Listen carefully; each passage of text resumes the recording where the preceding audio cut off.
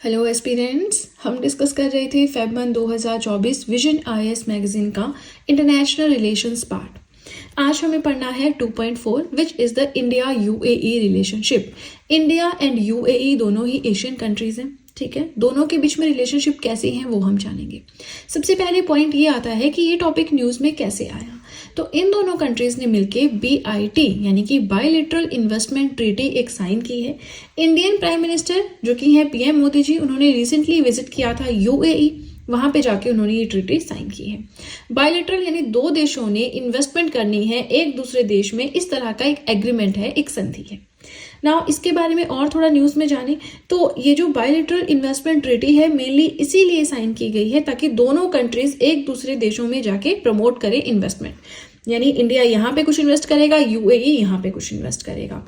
Next आता है क्यों हमें इतनी इन्वेस्टमेंट करनी है ना, वो भी एक न्यूज़ है। तो चलिए उसके लिए पहले थर्ड वाला पॉइंट देखते हैं, ये बहुत इंटरेस्टिंग एंड इंपॉर्टेंट पॉइंट है। अब इंडिया चाह रहा है, मतलब इंडिया की ये ख्वाहिश है, एक एम है कि हम $5 ट्रिलियन इकोनॉमी बन जाए। ये जो हमने टारगेट रखा हुआ है इसे बहुत जल्दी अचीव कर लें, ठीक है। एंड साथ में UAE का क्या टारगेट है। अब इंडिया के इस टारगेट को अचीव करने का काम करेगा UAE, क्योंकि अगर UAE कोई यहाँ पे कंपनी या इंफ्रास्ट्रक्चर या मैन्युफैक्चरिंग प्लांट लगाता है तो बहुत सारे लोगों को यहाँ पे जॉब मिलेगी। जब कहीं पे इंफ्रास्ट्रक्चर या कोई प्लांट लग रहा है, कोई कंपनी खुल रही है, वहां पे लोग रहने के लिए आएंगे तो लोकल लोगों को बहुत फायदा होगा, है ना। GDP पे बहुत इफेक्ट पड़ेगा, जैसे कंपनी का जो टर्नओवर होगा वो भी तो GDP में हेल्प करेगा, है ना। तो ये सब चीजें। अब इंडिया का टारगेट है कि हमें $5 ट्रिलियन इकोनॉमी बनना है, ये टारगेट अचीव करना है। इसी के साथ UAE का टारगेट है कि अब देखिए ये क्या सारी ये अरेबियन जो कंट्रीज है ना, ये ऑयल पे डिपेंडेंट है ना। तो UAE जो है एक ऐसी कंट्री है जो पूरी तरह से अपनी इकोनॉमी को ग्रो करने में या आगे बढ़ाने में ऑयल के ऊपर डिपेंडेंट है ना, ऑयल का एक्सपोर्ट करते हैं। तो अब UAE चाह रहा है कि अलग अलग प्रोग्राम्स को हम चेक करें, है ना, डाइवर्सिफाई करें, ऑयल सेक्टर से बाहर निकलें, ठीक है। तो इस चीज में हेल्प करेगा इंडिया। तो इस तरह से दोनों एक दूसरों की जो भी जरूरतें हैं उसे पूरा करेंगे, है ना। अब हमने सेकंड पॉइंट छोड़ दिया था। तो अब इस ट्रीटी के थ्रू क्या होगा, प्रॉपर सेटलमेंट होगी डिस्प्यूट्स की। It will offer proper settlement of disputes through arbitration and thereby, among other things, encourage domestic manufacturing and reduce import dependence. Very important point. देखिए मान लीजिए कोई भी चीज़ का एग्जांपल ले लें, मान लीजिए कोई मोबाइल फ़ोन है ना, वो इंडिया में नहीं बनते, हमें बाहर से वो इंपोर्ट करने पड़ते हैं। तो हम बाहर से ले तो आते हैं लेकिन उसके बदले हमें पैसा देना पड़ता है, फिर हम उसे इंडिया में बेचते हैं, ठीक है। अगर इन्हीं मोबाइल्स की मैन्युफैक्चरिंग इंडिया में स्टार्ट हो जाए, it's just an example, okay, हर एक प्रोडक्ट पे सेम चीज़ लागू होती है। इन्हीं मोबाइल्स की अगर मैन्युफैक्चरिंग जो है वो इंडिया में स्टार्ट हो जाए तो इनकी कॉस्ट कितनी कम हो जाएगी, लोगों को रोजगार मिलेगा, एक पर्टिकुलर एरिया जहाँ पे कंपनी लगी है वो ग्रो होगी, आसपास के एरियाज ग्रो होंगे, है ना। तो हमारी इकोनॉमी पे बहुत इफेक्ट पड़ेगा, ठीक है। तो इसलिए इंडिया चाह रहा है कि हम अपनी इम्पोर्ट, ये जो इंपोर्ट करने वाली जो डिपेंडेंस है, हर एक कंट्री से हम कुछ ना कुछ ले रहे हैं, तो वो डिपेंडेंस खत्म करें और सेल्फ सफिशिएंट कंट्री बन जाए, यानी हर एक चीज इंडिया में ही हो, इस तरह की कंट्री बन जाए। बेशक हम व्यापार अपना ट्रेड नहीं बंद करेंगे लेकिन एक तरह से हम सेल्फ सफिशिएंट होने चाहिए, है ना। तो डोमेस्टिक मैन्युफैक्चरिंग को यहाँ पे एनकरेज किया जा रहा है, इंपोर्ट डिपेंडेंस खत्म करनी है उसकी बात की जा रही है। और अगर कोई भी डिस्प्यूट हो, है ना, अब अगर इन दोनों कंट्रीज में कुछ चीजों पे लेके थोड़े डिस्प्यूट्स हैं तो उनको हम थ्रू आर्बिट्रेशन का मतलब होता है कि एग्रीमेंट से, सेटलमेंट से उसे सॉल्व करें, ठीक है। तो इसी तरह से ये हमने पूरा समझ लिया क्या है। अब एक्सपर्ट्स बिलीव करते हैं कि ये जो BIT, ये जो स्टेप लिया गया है बायलैटरल इन्वेस्टमेंट ट्रीटी का, ये है step towards this direction itself. अच्छा जी, ऑयल पे डिपेंडेंस रिड्यूस करनी है, ये जो हमने इकोनॉमी का टारगेट रखा है $5 ट्रिलियन इकोनॉमी, ये अचीव करना है, डोमेस्टिक मैन्युफैक्चरिंग को प्रमोट करना है, इंपोर्ट डिपेंडेंस कम करनी है। तो ये वो पॉइंट्स हैं जो आपको लिखने होते हैं एग्जाम्स में, ठीक है ना। चलिए अब सीधे चलते हैं अपने नेक्स्ट पेज की ओर। नेक्स्ट आता है अबाउट इंडिया UAE रिलेशंस। इन दोनों कंट्रीज के बीच में रिलेशंस के बारे में थोड़ा जानते हैं। तो ऐसा नहीं कि इन दोनों कंट्रीज के बीच में रिलेशंस अभी 2-4 साल पहले बने हैं, नहीं, ये जो डिप्लोमेटिक रिलेशंस है 1972 से चलते आ रहे हैं। इसी के साथ 2015 में दोनों ने स्ट्रेटेजिक पार्टनरशिप भी स्टार्ट की है। इसी के साथ एक एग्रीमेंट साइन हुआ है, comprehensive economic partnership agreement. Economic को कैसे ग्रो करें उसके ऊपर एक पार्टनरशिप एग्रीमेंट साइन हुआ है 2022 में, जिसमें दोनों कंट्रीज का टारगेट है कि हम बायलैटरल ट्रेड, इंपोर्ट एक्सपोर्ट दोनों कंट्री, है ना, एक दूसरे से $100 बिलियन तक लेकर जाएंगे। चलिए ये तो बेसिक पॉइंट्स हो गए ना। वेरी इंपॉर्टेंट पार्ट हमारा यहाँ पे आता है। कहीं भी इंडिया UAE का जिक्र हो जाए ना तो ये areas of convergence very very important और बहुत ही इंटरेस्टिंग है। ठीक है, स्टार्ट करते हैं with the first one, economic and commercial areas of convergence का मतलब है कि ऐसे कौन से एरियाज हैं जहां पे इंडिया और यूएई सेम फील्ड पे है ना, हामी भरते हैं, कोई जिनमें डिस्प्यूट नहीं है, साथ में चल रहे हैं, है ना, तो वो हम पढ़ेंगे। तो पहला है economic and commercial. So UAE की इन्वेस्टमेंट जो है इंडिया में वो रही अराउंड 20 से 21 बिलियंस, ठीक है, यानी यूएई इंडिया में इतना पैसा इन्वेस्ट कर रहे हैं, उसमें से 15 बिलियन जो है वो डायरेक्ट है in the form of FDI, foreign direct investment, और जो बाकी का बच गया 20 में से 15 चला गया तो 5-6 बचता है यहाँ पे, है ना, तो वो है हमारा क्या, पोर्टफोलियो इन्वेस्टमेंट। अब आपके लिए ये जानना जरूरी है कि ये एफडीआई एंड पोर्टफोलियो इन्वेस्टमेंट क्या होता है ना, उसके बाद फिर हम वापस इस पे आते हैं। चलिए, मैंने यहाँ पे छोटी सी डेफिनेशंस लिखी है ताकि इजिली आपको समझ में आ जाए कि ये सारी कहानी चल क्या रही है ना। एफडीआई क्या होता है, फॉरेन डायरेक्ट इन्वेस्टमेंट। एफपीआई क्या होता है, foreign portfolio investment. So foreign direct investment का मतलब होता है कि फॉरेन इन्वेस्टर्स, कोई बाहर की कंट्री, कोई बाहर की कंपनी, कोई बाहर का बिजनेसमैन डायरेक्टली किसी दूसरे नेशन में आके कुछ प्रोडक्टिव एसेट लगाता है, कोई कंपनी, कोई मैन्युफैक्चरिंग प्लांट, कोई कुछ भी इस तरह का प्रोजेक्ट लगा रहे हैं, ठीक है, वो है foreign direct investment. Foreign portfolio investment का मतलब है कि बाहर का कोई इन्वेस्टर, कोई कंपनी क्या कर रहा है, इंडिया के फाइनेंशियल एसेट्स में इन्वेस्ट करे, जैसे कि कोई स्टॉक ले लिया इंडिया का, कोई बॉन्ड्स परचेज कर लिए, ठीक है, तो एफडीआई समझ के कोई कंपनी, मैन्युफैक्चरिंग प्लांट, कोई प्रोजेक्ट लगाना, एंड एफपीआई यानी पोर्टफोलियो इन्वेस्टमेंट मतलब स्टॉक्स, बॉन्ड्स, इनको परचेज करना, ठीक है। अब जब मैं कहूंगी एफडीआई एंड एफपीआई तो आपको कंफ्यूजन नहीं होना चाहिए, मतलब आप समझ गए। अब हम वापस एरियाज ऑफ कन्वर्जेंस के ऊपर आ गए हैं। सो यूएई जो इन्वेस्ट कर रहा है इंडिया में, है ना, थोड़ा बहुत ऊपर नीचे होता है, तो इस मोटा मोटा ये है कि 20 से 21 बिलियन, अप्रैल 2000 से मार्च 2023 तक का डेटा है, तो इस टाइम पे 20 से 21 बिलियन यूएई ने इन्वेस्ट किया, जिसमें से 15 बिलियन डायरेक्टली यहाँ पे कंपनीज खोलने में, मैन्युफैक्चरिंग प्लांट्स खोलने में लगाया, और बाकी का पोर्टफोलियो इन्वेस्टमेंट में लगाया, यानी बॉन्ड्स में या स्टॉक मार्केट में लगाया है, तो उससे स्टॉक्स की वैल्यू भी बढ़ती है, ठीक है। अब ये दो बहुत इंपॉर्टेंट चीजें हैं। फिनटेक कॉर्पोरेशन, अब देखिए एक एग्रीमेंट साइन हुआ है जिसमें इंडिया एंड यूएई के जो इंस्टेंट पेमेंट प्लेटफॉर्म्स हैं उन्हें जो है इंटरलिंक किया जाएगा। यूपीआई है इंडिया में, आनी है यूएई में। अच्छा, इसका फायदा क्या है, चलिए हम यूएई घूमने चले गए तो वहां पे हमें कोई ऐप इंस्टॉल नहीं करनी है, अपना पैसा जो है कन्वर्ट नहीं करवाना उनके करेंसी में, क्या करना है, जस्ट अपने यूपीआई से हम वहां पे पेमेंट कर पा रहे हैं। जैसे हम यहाँ करते हैं ना, गूगल पे खोला फटाफट पेमेंट हो गई, है ना, फोन पे खोला फटाफट पेमेंट हो गई।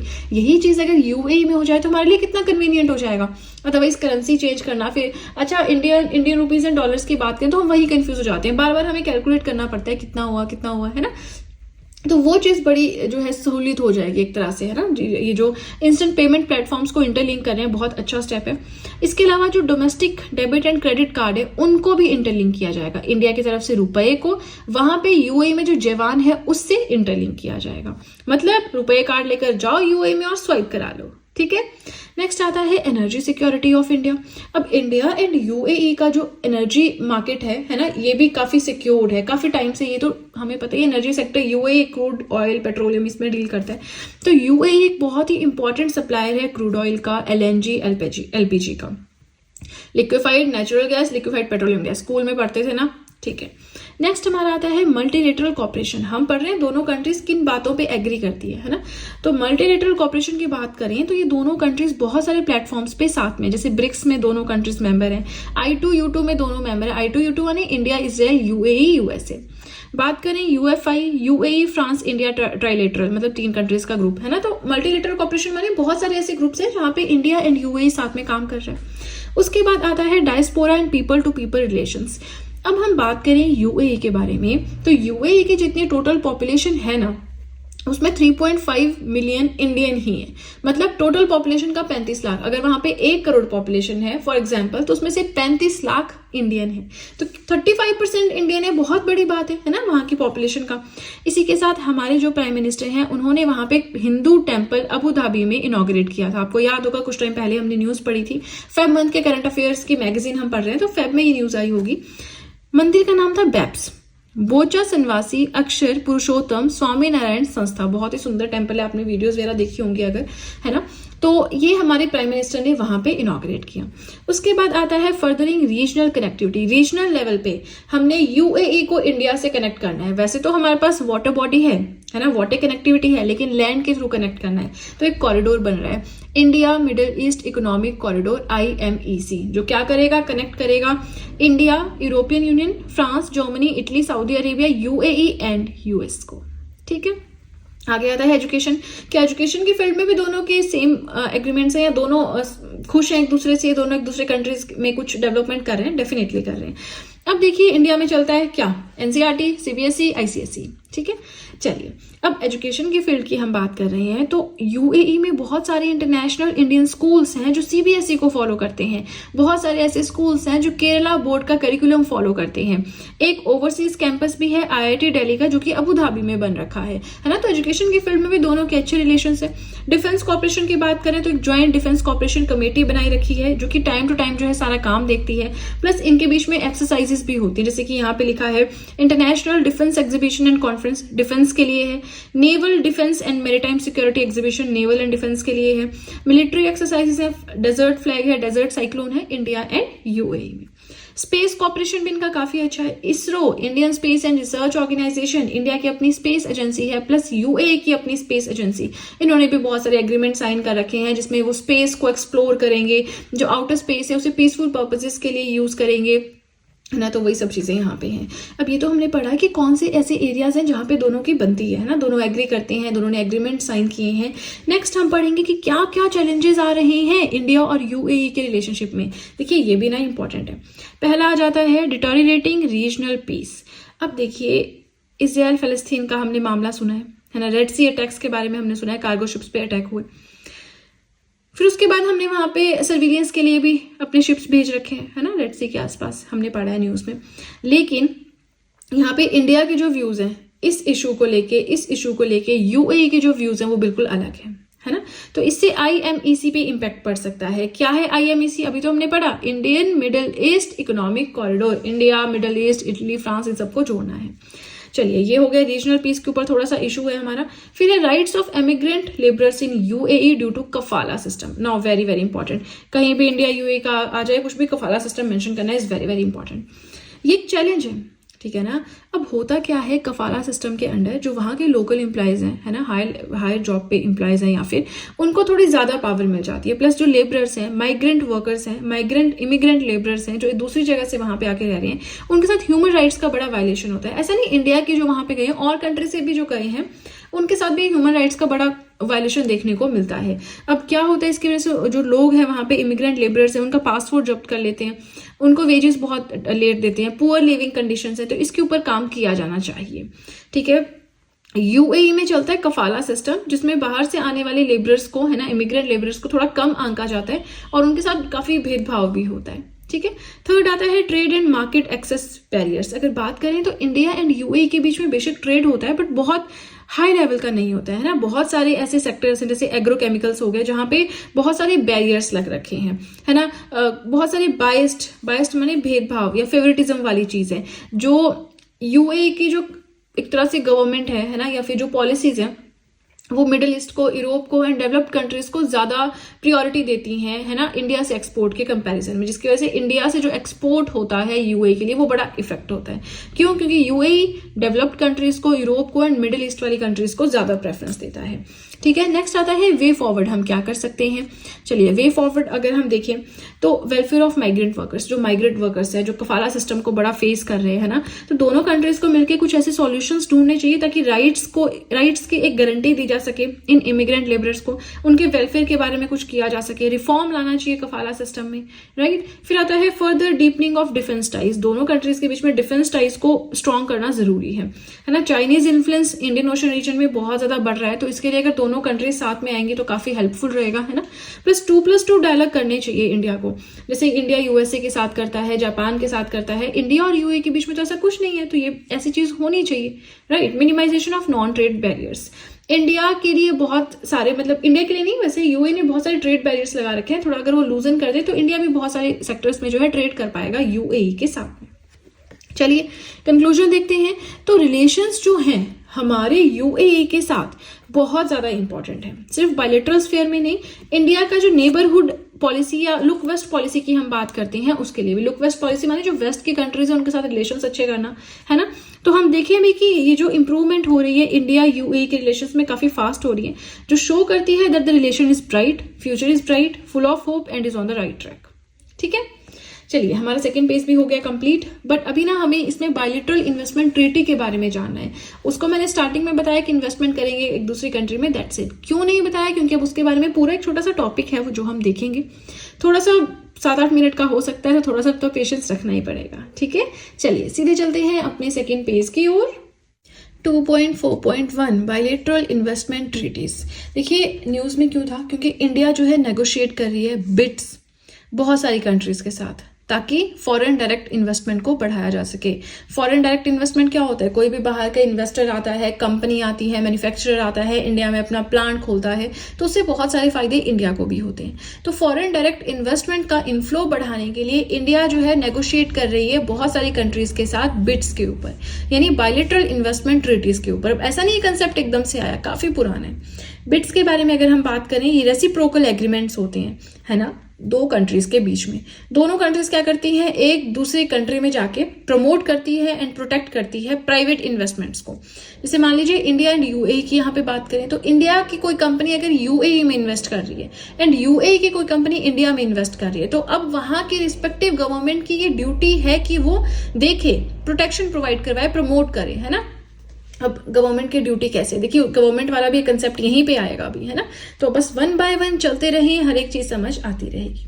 सो इंडियन मॉडल बिट आया 1993 का, है ना। तो इंडिया ने क्या किया है? ये बायलैटरल इन्वेस्टमेंट ट्रीटी साइन की है 83 कंट्रीज के साथ, 1993 में की थी, जिसमें से 74 जो है वो इम्प्लीमेंटेड रही, फोर्स में रही 2015 तक। लेकिन फिर इंडिया ने अपना मॉडल रिवाइज कर दिया। ये जो मॉडल बिट आया 2016 में नया आया, इसमें क्या हुआ? 2015 के बाद से इंडिया ने जो साइन की है न्यू बायलैटरल इन्वेस्टमेंट ट्रीटी, वो सिर्फ 4 देशों के साथ साइन की है। नेगोशिएट कर रही है 37 कंट्रीज के साथ एंड टर्मिनेट कर देगी जो अपनी पुरानी BITS है, बिट्स हम बोलेंगे आगे से, है ना।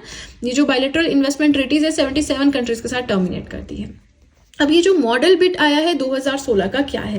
देखिए ये ना कुछ अंडरस्टैंडिंग वाली चीजें, एक बार अंडरस्टैंडिंग हो गई फिर ये कुछ भी नहीं है, लेकिन अगर अंडरस्टैंडिंग नहीं हुई तो फिर बहुत बड़ा हुआ हो जाएगा कि है क्या, है ना। चलिए की फीचर्स हैं मॉडल बायलैटरल इन्वेस्टमेंट ट्रीटी के 2016 के, जो हम डिस्कस करेंगे। बट उससे पहले येस आई नो बैकग्राउंड से थोड़ी नॉइस आ रही है, साथ में कंस्ट्रक्शन का काम चल रहा है। अब एकदम से हाइपर हो जाते हैं, बहुत काम चल पड़ता है, एकदम से काम बंद हो जाता है, तो अब उनके टाइमिंग का कोई पता नहीं है, तो आप बस थोड़ा कोऑपरेट करें, बीच बीच में आवाज आएगी। वैसे मैंने कोशिश की है कि साउंड बिल्कुल मिनिमाइज हो सके, मे बी ना रिकॉर्ड हो, बट यू नेवर नो, है ना। मैं भी बहुत एक्सपर्ट नहीं हूँ एडिटिंग में। सो की फीचर्स हम मॉडल बिट्स के पढ़ रहे थे, तो एंटरप्राइज बेस्ड डेफिनेशन आई है इन्वेस्टमेंट की। इन्वेस्टमेंट क्या होता है उसको डिफाइन किया गया है एंटरप्राइज बेस्ड। देखिए कोई भी इन्वेस्टर जो है वो नई कंपनी बना रहा है, ऑर्गेनाइज कर रहा है, ऑपरेट कर रहा है, तो उस इन्वेस्टर को जो वो कंपनी बनानी है, सारा काम देखना है, जिस कंट्री में वो अपना प्लांट लगा रहा है उस कंट्री के जो डोमेस्टिक लॉज है उनके हिसाब से काम करना पड़ेगा। तो बड़ी नैरो हो गई ना डेफिनेशन की, कंट्री के गवर्नमेंट के हिसाब से काम करना पड़ेगा। नेक्स्ट आता है non discriminatory treatment through due process. अब कोई कंट्री आ रही है ना इंडिया में, अगर वो अपना प्लांट खोल रही है, कोई और कंट्री आ रही है वो भी प्लांट खोल रही है, तो हमें गारंटी देनी है कि हम पूरी तरह से प्रोटेक्शन उन्हें प्रोवाइड करवाएंगे, सिक्योरिटी प्रोवाइड करवाएंगे, कोई भी भेदभाव उनके साथ नहीं होगा। ठीक है, जैसे एक कंट्री के साथ हमारे रिलेशंस बहुत ही ज्यादा अच्छे हैं, दूसरे के साथ नॉर्मल से हैं, तो जो अच्छे वाले हैं उनके साथ उनको हम ज्यादा प्रोटेक्शन प्रोवाइड करवा रहे हैं, जिनके साथ नॉर्मल रिलेशन है उनका ध्यान नहीं रख रहे। ऐसा नहीं होना चाहिए। हर एक पार्टी को ये इंश्योर करना चाहिए कि पूरी तरह से प्रोटेक्शन एंड सिक्योरिटी प्रोवाइड करवाई जाए इन्वेस्टमेंट्स को एंड इन्वेस्टर्स को।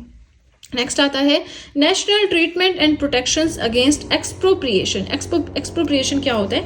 Action of dispossessing someone of property. मान लीजिए कोई ABC कंपनी है, यूएई की है, ठीक है, वो इंडिया में आई, उसने इंडिया में अपना प्लांट खोला और काम बढ़िया चल रहा है, लेकिन उसके बाद इंडिया ने क्या किया? उस कंपनी को नेशनलाइज कर दिया, यानी उस कंपनी को बोल दिया कि तो सरकारी कंपनी है, सरकार के अंडर आती है। तो इससे अब जो यूए की कंपनी, ABC कंपनी जो थी, उसने यहाँ पे इन्वेस्टमेंट की थी, उसको तो लॉस हो गया, है ना। सरकार का तो फंड है, फिर सरकारी कंपनी का तो काम ही अलग चल पड़ता है ना। सारा प्रॉफिट सब कुछ सरकार के पास आएगा, तो वो चीज गलत हो जाएगी।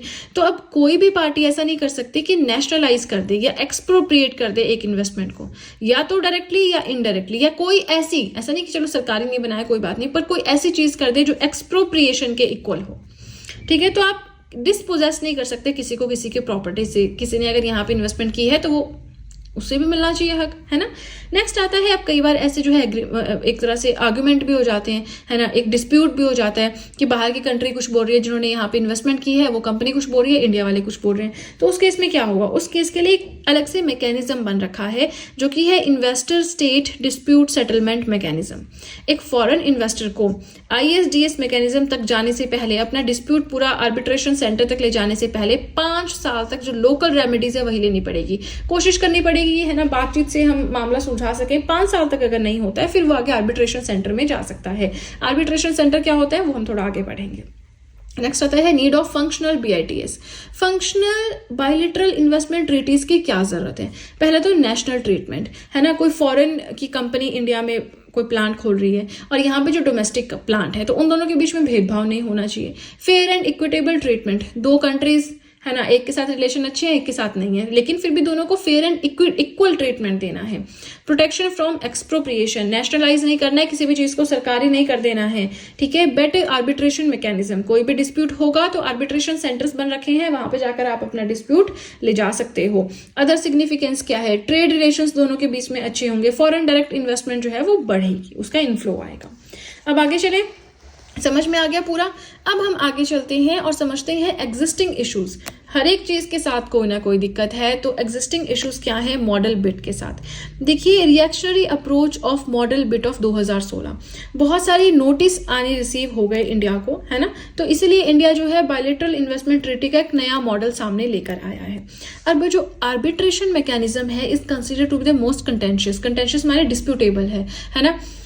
अब आर्बिट्रेशन का मतलब होता है कि कोई भी दिक्कत इन्वेस्टर को हो रही है, यहाँ के लोगों को हो रही है ना, यहाँ पे जिसने इन्वेस्ट किया है, बाहर से कोई इन्वेस्टर आया, उनको जो दिक्कत हो रही है वो आर्बिट्रेशन यानी मध्यस्थता, बातचीत करके सुलझाएं, एग्रीमेंट से सुलझाएं। लेकिन ये आर्बिट्रेशन मैकेनिज्म ना सबसे कंफ्यूजिंग रहता है, बड़ी दिक्कत क्रिएट करता है ना। क्यों? क्योंकि कहा गया है कि इन्वेस्टर को अगर कोई प्रॉब्लम है तो उसको एटलीस्ट 5 साल तक डोमेस्टिक रेमेडीज लेनी पड़ेगी, मतलब मध्यस्थता से एग्रीमेंट करके काम चलाना होगा।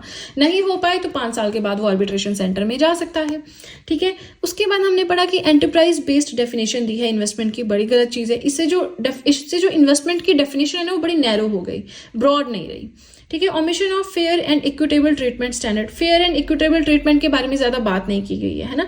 तो फेयरली आप हर एक इन्वेस्टर को ट्रीट करेंगे, इक्वली ट्रीट करेंगे, मोस्ट फेवर्ड नेशन का कंसेप्ट नहीं रखेंगे, ठीक है ना, कि हाँ जी इस कंट्री के साथ रिलेशंस बहुत अच्छे हैं तो इनको ज्यादा तवज्जो दिया जाएगा, ऐसा नहीं होगा। Exemption of taxation measures from the protections offered under BIT schemes. अच्छा ये छोड़िए, इसमें क्या है कि बायलैटरल इन्वेस्टमेंट ट्रीटी के अंडर जो जिनके साथ रिलेशंस अच्छे हैं उनको थोड़ा सा टैक्स के में रिबेट दे सकते हैं, जो यहाँ पे ज्यादा इन्वेस्टमेंट कर रहे हैं उनको टैक्स में रिबेट दे देंगे। लैक ऑफ प्रोफेशनल्स, इसका मतलब है कि जो लॉयर्स हैं, जजेस हैं, है ना। देखिए आर्बिट्रेशन मैकेनिज्म यानी मध्यस्थता एग्रीमेंट के थ्रू डिस्प्यूट सॉल्व करना, नहीं डिस्प्यूट सॉल्व हो पा रहा है तो वो जाएगा कहाँ पे, आर्बिट्रेशन सेंटर में। अब ये जो आर्बिट्रेशन सेंटर है वहां पे बहुत सारे, आर्बिट्रेशन सेंटर क्या होगा, एक तरह से कोर्ट होगा जहां पे जज चाहिए रिप्रेजेंट करने के लिए। इंडिया के पास प्रॉपर जजेस नहीं है, प्रॉपर लॉयर्स नहीं है जिनका एक्सपीरियंस बहुत अच्छा हो, एक्सपर्टाइज अच्छी हो, है ना। तो इसलिए हमें फॉरेन लॉयर्स पर डिपेंडेंट रहना पड़ता है, उनको पैसा भी देना पड़ता है, फीस भी देनी पड़ती है, तो ये चीज थोड़ी हमारे लिए महंगी हो जाती है। नाउ वे फॉरवर्ड हम क्या कर सकते हैं, तो देखिए एक बहुत ही कॉम्प्रिहेंसिव एनालिसिस की गई है पार्लियामेंट्री स्टैंडिंग कमेटी के थ्रू, जिन्होंने बहुत सारी रिकमेंडेशन सजेस्ट की हैं जो हम नेक्स्ट पेज पे पढ़ेंगे। नेक्स्ट आता है timely settlement of investment disputes through pre arbitration. Pre arbitration माने आर्बिट्रेशन सेंटर में जाने से पहले ही टाइमली हम हर एक डिस्प्यूट को अगर सॉल्व कर दें तो कॉस्ट ऑफ एक्सचेकर या कॉस्ट ऑफ लॉयर्स जो है वो सारी बच जाएगी, है ना। फर्दर जो हम मॉडल लेकर आ रहे हैं उसमें कॉन्टिन्यूसली अपग्रेडेशन करते रहें, जो मॉडल है बिट्स मॉडल है इसे रिवाइज करते रहें, जो भी हमने पहले बायलैटरल इन्वेस्टमेंट ट्रीटी साइन की थी उससे जो भी हमें एक्सपीरियंस मिला, बेशक पॉजिटिव बेशक नेगेटिव, उस चीज को यहाँ पे इंप्लीमेंट करें ताकि आगे वो दिक्कतें ना हो। वही चीज है, कॉन्टिन्यूसली हम इनकॉर्पोरेट कर सकते हैं बेस्ट प्रैक्टिसेस को, बेस्ट प्रोविजंस को, बिट्स का, जो कि हम एडवांस कंट्री से देख सकते हैं कि वो कैसे अपनी इन्वेस्टमेंट ट्रीटी बनाते हैं ना, उसको हम स्टडी करके एनालाइज करके फिर अपनी बिट्स में ऐड कर सकते हैं। Building domestic legal expertise, lawyers हैं, फर्म्स हैं, गवर्नमेंट ऑफिशियल्स हैं, इनको ट्रेनिंग दो, इनको इतना कैपेबल बना दो कि हमें बाहर से लॉयर की जरूरत ही ना पड़े, है ना। तो अगर हम पेमेंट करेंगे भी तो वो पेमेंट हमारे देश में आ रही है, उससे भी फायदा होगा। प्लस जो new Delhi international arbitration centre है, इसे वर्ल्ड क्लास आर्बिट्रेशन सेंटर की तरह डेवलप करो, है ना, प्रमोट करो कि ये मतलब अच्छा सेंटर है, प्रमोशन समझते हैं ना, आगे आगे प्रमोट करो। आर्बिट्रेशन सेंटर क्या होता है? डिस्प्यूट रेजोल्यूशन फोरम, जैसे कोर्ट्स होते हैं ना हमारे, अच्छा घर पे कोई वो हो रहा है, भाइयों में जा रहे हैं, वहां पे डिवोर्स की बात चलिए, पति पत्नी में, वहां पे जा रहे हैं, क्यों? क्योंकि घर पे एग्रीमेंट नहीं हो पाता, किसी चीज पे वो नहीं सहमत हो पाते, इसलिए वो कोर्ट में जाते हैं। तो वैसे ही यहाँ पे है, ये है इन्वेस्टमेंट के रिलेटेड जो भी दिक्कतें आती हैं उसमें। नेक्स्ट आता है non ambiguous and forward looking bid should be drafted. Non ambiguous का मतलब होता है कि स्पष्ट, क्लियर होनी चाहिए, सीधी होनी चाहिए। एम्बिगियस का मतलब सिंपली होता है कंफ्यूजिंग, है ना, दो तरफा वाली, तो वैसी नहीं होनी चाहिए कि कोई स्टेटमेंट लिखी है उसका मतलब ही समझ नहीं आ रहा। जब मतलब ही समझ नहीं आ रहा तो जो इन्वेस्टर्स हैं वो भी उसका फायदा उठा सकते हैं, वो क्लेम कर सकते हैं इंडिया के अगेंस्ट, है ना। तो इन्वेस्टर्स जो है अब्यूज कर सकते हैं कुछ स्टेटमेंट्स को, प्रोविजंस को। तो ऐसी ट्रीटी अपनी बनाओ, ऐसी स्टेटमेंट्स उसमें लाओ, ऐसा पूरा डेटा उसमें बनाओ कि उसका कोई दो तरफा मीनिंग ही ना निकले, बिल्कुल स्पष्ट हो, क्लियर हो, ठीक है। अब देखिए बहुत सारी चीजें ना कहानियां भी होती हैं, लेकिन मेरा काम है आपको पढ़ाना। अब आप देखिए जो मेन चीजें, उसकी कोई रफ से नोट्स बना लो या फिर इसी में से रिवाइज कर लो, क्योंकि हर मंथ मैगजीन आएगी। तो ये है कि आप पॉलिटी का 1 पेज का नोट्स बना लो, इंटरनेशनल रिलेशंस का 1 पेज का नोट्स बना लो, वही 1 पेज है। अगर आप 20 पेज 30 पेज की बना रहे हैं तो वो तो फिर फायदेमंद नहीं है ना, है ना। चलिए, इसी के साथ हमारा आज का टॉपिक हो गया कंप्लीट। फिलहाल मैं स्टडी कर रही हूँ एक्सपेंशन ऑफ ब्रिक्स, बहुत जल्दी ये वीडियो भी आ जाएगी और कोशिश करूंगी आया जल्दी हो जाए ताकि हम आगे की ओर बढ़ें। हम थोड़ा बायो पे फोकस करते रहे और यहाँ पे इसमें थोड़ा पीछे हो गए, तो कोई बात नहीं, इस पे भी अब हम फटाफट से दौड़ेंगे और फटाफट से कवर करेंगे। आप बस पेशेंस मेंटेन कर रखें, कोशिश करूंगी जल्दी ये वाली मैगजीन कंप्लीट हो, तभी तो नेक्स्ट स्टार्ट होगी, है ना। चलिए, तो आज के लिए इतना ही। 2-3 इंपॉर्टेंट चीजें हैं जो आपको बताना चाहूंगी। आप सब चाहें तो मुझे टेलीग्राम अकाउंट पे ज्वाइन कर सकते हैं, आप सब चाहें तो मुझे इंस्टाग्राम पे ज्वाइन कर सकते हैं, दोनों चीजों का लिंक मैंने डिस्क्रिप्शन बॉक्स में दे रखा है। आप सब चाहें तो जीएस हैंड रिटन नोट्स भी परचेज कर सकते हैं, जिसमें जनरल साइंस के अलावा आपको हर एक सब्जेक्ट के नोट्स मिल जाएंगे। History, polity, geography, economics, current affairs, art and culture, इन सभी सब्जेक्ट्स के नोट्स मिल जाएंगे। उसका लिंक भी मैंने डिस्क्रिप्शन बॉक्स में दे रखा है। चलिए फ्रेंड्स, तो आज के लिए इतना ही। वीडियो पसंद आए लाइक जरूर कीजिएगा, चैनल को जरूर सब्सक्राइब करें, बेल आइकन को प्रेस करें, सो दैट मैं जैसे ही कोई वीडियो अपलोड करूं सबसे पहले नोटिफिकेशन आपके पास पहुंचे। प्लस अपने सारे फ्रेंड्स के साथ भी इस चैनल का लिंक जरूर शेयर करें। तो चलिए फ्रेंड्स, आज के लिए इतना ही। अब हम मिलेंगे नेक्स्ट वीडियो में। So that's it and see you soon.